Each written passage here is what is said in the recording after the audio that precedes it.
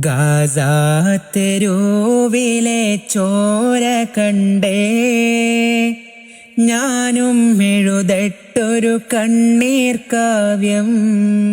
പിഞ്ചോമന മക്കളെ ചോരക്കായി ദാഹിച്ചലയുന്ന ചെന്നായ്ക്കൂട്ടം.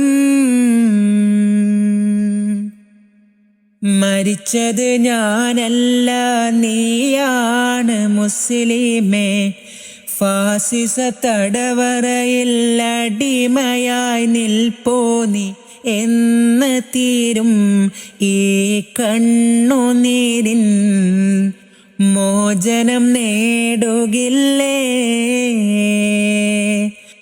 ഫലസ്തീൻ ചിരി എന്നത് കാണാക്കിനാവല്ല,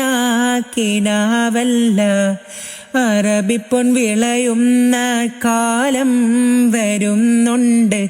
തഖ്വ കൊണ്ട് നേടിടുവേ ഫാസിസം കരയുമെന്ന്.